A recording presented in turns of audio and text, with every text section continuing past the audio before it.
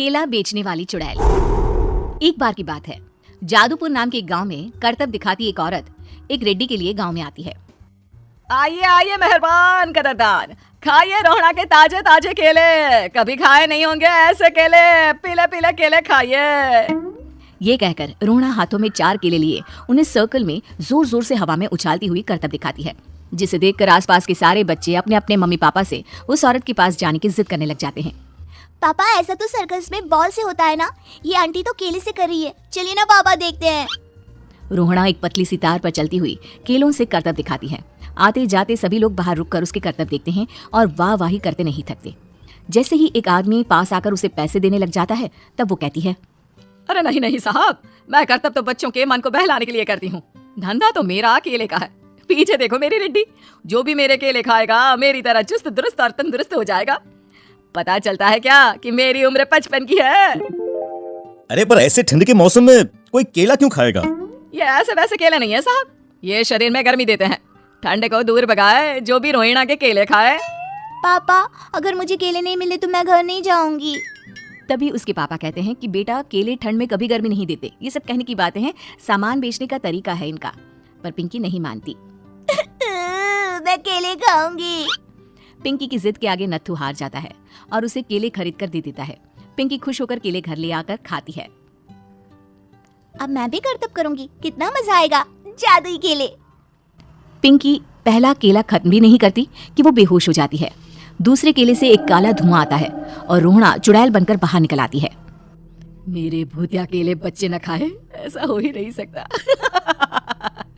जादूपुर वालों, कब तक बचोगे? आ गई हूँ मैं रोहड़ा, जिसका कोई नहीं कर सकता सामना। रोहड़ा पिंकी को गोद में उठाकर काले धुएं में कहीं गायब हो जाती है। शाम के वक्त नत्थू घर लौटता है और पिंकी को घर में ना पाकर उसकी माँ से कहता है, माँ पिंकी कहाँ है? अरे बेटा, उसे तो तू सुबह करतब दिखाने ले गया था ना, फिर कहाँ वापस आए तुम दोनों? मुझे लगा तू उसे अपने साथ मंडी ले गया होगा। हे भगवान, मेरी बच्ची कहाँ गई? मैं उसे घर ही तो छोड़कर गया था माँ। नत्थू गांव के घर कोने में अपनी बेटी को ढूंढता है, पर उसे वो कहीं नहीं मिलती। परेशान होकर आके रो रो कर नत्थू हिम्मत हार कर घर लौट आता है। अगली सुबह रोहड़ा फिर से करतब दिखाने आती है और इस बार पिंकी की तरह रोनी केले खरीद लेता है। 50 रुपए दिए थे पापा ने, सारे पैसों की मैंने केले खरीद लिए हैं। अब मैं भी आंटी की तरह ही करतबबाज बन जाऊंगा। यही सोचते हुए रोनी केले खाता है और पहला अकेला केला आधा खत्म भी नहीं करता कि चुड़ैल उसके सामने आ जाती है। मेरे साथ चलने का समय आ गया है रोनी। ये तो बस शुरुआत है, अब इस गांव के सारे बच्चे धीरे धीरे मेरे कब्जे में होंगे, एक बच्चा भी नहीं बचेगा। ये कहकर रोना रोनी को गोद में लेकर काले धुएं में अदृश्य हो जाती है। इसके बाद हर रोज गांव में से कोई ना कोई बच्चा गायब होता, पर ऐसा क्यों हो रहा है किसी को भी समझ में नहीं आ पा रहा था। रोज की तरह अपनी बेटी पिंकी की तलाश में नत्थू गांव के एक तालाब के पास बैठा रो रहा था। कहाँ गई मेरी पिंकी? शकुंतला के जाने के बाद एक वही तो मेरा सहारा थी। अरे उसकी आत्मा कोस रही होगी मुझे कि मैं अपनी बच्ची को संभाल भी नहीं पाया। नत्थू ये कहता हुआ रो ही रहा था कि तभी तालाब में से उसे शकुंतला की आवाज सुनाई देती है। कहाँ थी तुम शकुंतला?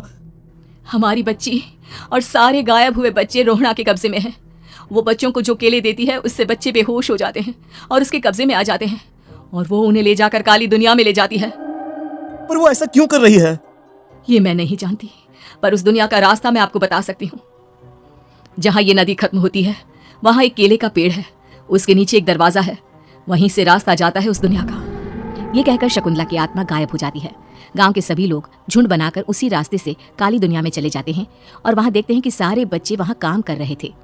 पापा मुझे ले चलो यहाँ से, पापा पापा। सभी बच्चे अपने मम्मी पापा से लिपट जाते हैं। तो तुम लोग यहाँ तक आ गए? क्यों हमारे बच्चों को पकड़ लिया तूने? तुझे शिकार ही बनाना है तो ले, हम सब आ गए हैं, हमें खा ले। नहीं, मुझे बच्चे चाहिए, मेरे बच्चे के बदले तुम लोगों के बच्चे। क्या मतलब? मैं इसी गांव में रहने वाली एक औरत थी।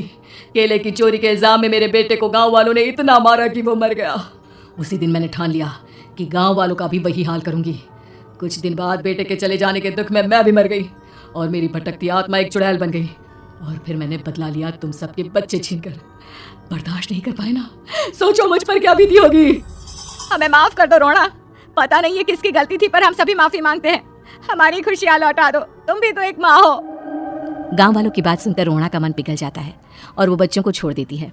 उसके बाद काली दुनिया बच्चों के लिए जादुई दुनिया बन जाती है। अब कोई भी कभी भी वहां आ जा सकता था।